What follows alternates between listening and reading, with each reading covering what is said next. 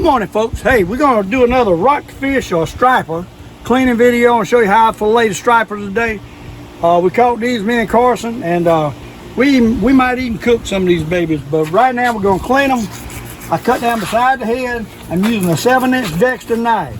I like to go right down the backbone and right out. And then I flip him over at an angle. I like to do that angle. Ain't nothing up in here I'm missing. And I go down, and then I turn my knife sideways and start going out, all the way out to the back, right on out. And y'all see what we got. Now we got a backbone piece you can keep. The stripers, I'm not crazy about them. Backbones are bud. If you're hungry enough, you can eat them. And then I like to go in right in behind, right here where the rib cage comes to a V. I like to slant down, and then I turn my knife and go right out the tail. See, there's a lot of red meat in that. I'll trim that out in a minute. But now, I like to go right down the rib cage, and I'll stick my knife in there, and I kind of turn it to the side, work it out. 2 pieces. And now we got 2 pieces instead of one big fillet. Now you can do it as a big fillet, and I'll do the next half as 1 piece of fillet. And I like to trim out this dark meat. It don't taste good to me, and I trim it out as much as possible.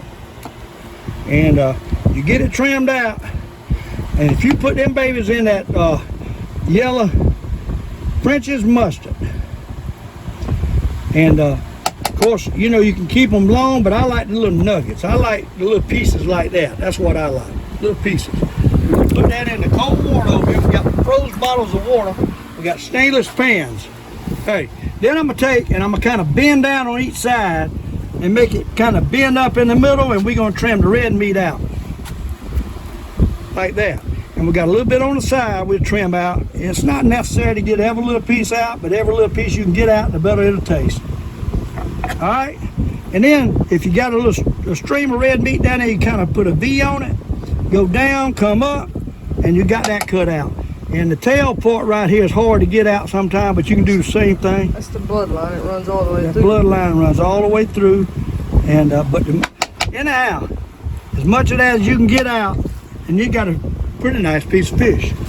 Okay. Now we'll do this one here. I won't cut it. I'll just take the whole piece.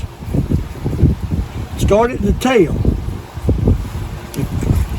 Do it a little bit different. You come out just like I do the crappies. And then I don't have to cut through the rib cage. I cut down by the rib cage,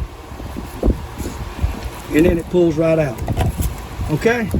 Now demonstrate how if you stay above the skin some, it won't pull out longer. Well, you stay up above the skin a little bit. You get a lot of that red meat to stay down against the skin itself. And you just get the bloodline. That's and basically, right here you got a full piece, just a nice piece, and you can cut it. You can put that on the grill, or you can bake it when they're like that. So some of them you leave whole.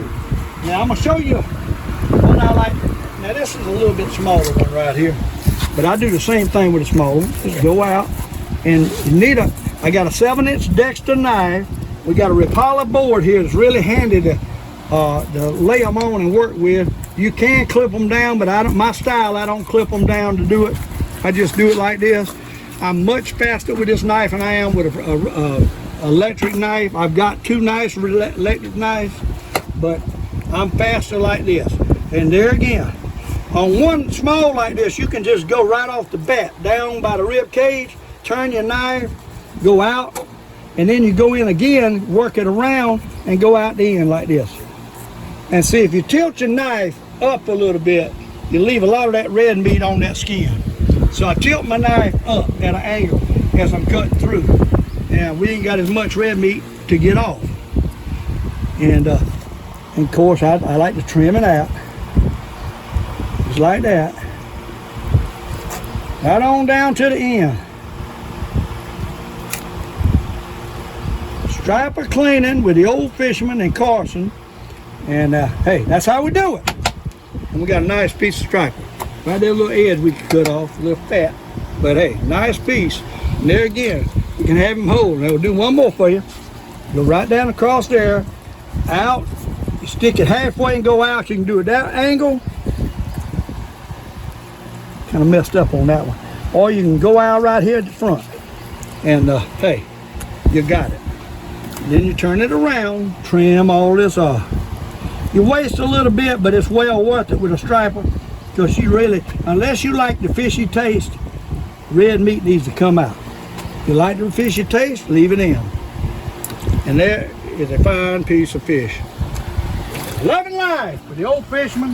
Hey, now we're gonna do a largemouth. I know you bass boys don't like to see this, but ever so often we'll eat a largemouth. I do the same thing with a largemouth. They're a little bit tougher because the backbone's a little tougher. So you kind of work through the backbone, work out the tail. Much prettier meat. White meat, can't beat it. A lot better eating, I think, than a striper. Especially out of Lake Murray now. Bass don't taste the same out of every place you catch them. But out of Lake Murray, that is some good eating right there. Can't beat it. Of course, you can use the backbone if you want to. And now with largemouth, I cut down right against this trim against the rib cage. It's built a little bit different than a striper, so you got a little bit of backside that's kind of like a crappie. But we just go out, work that knife around, go out, and look at that, how pretty, no red meat. That's the difference, folks. You got a little bit right there, ain't much, but no red meat. And that, my friend, let's rinse it off. Look how pretty that meat is. That's some good eating right there.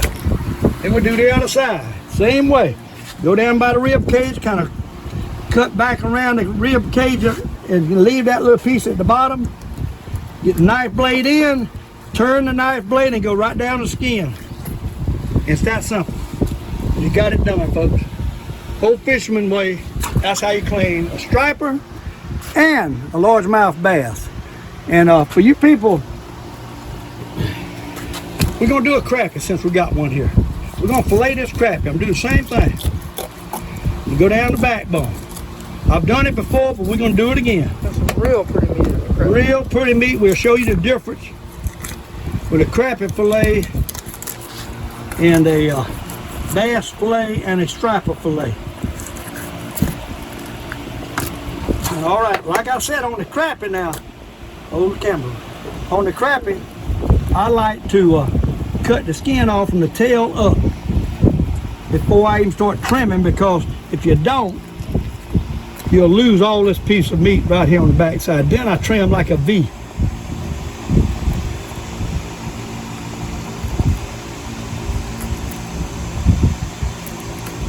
Trim it up in the V. And look at the difference in the fish. That's the difference in the three pieces of fillet fish. Largemouth, striper, and crappie. Three different species. And that's how they turn out. That's how they look. A little bit different. Okay, good, wonderful. But anyhow, thanks to Carson for videoing this. Hey, we had a wonderful time today. We got a pan full of fish to clean. Hey, love and life with the old fisherman and Carson. God bless you. See you next trip.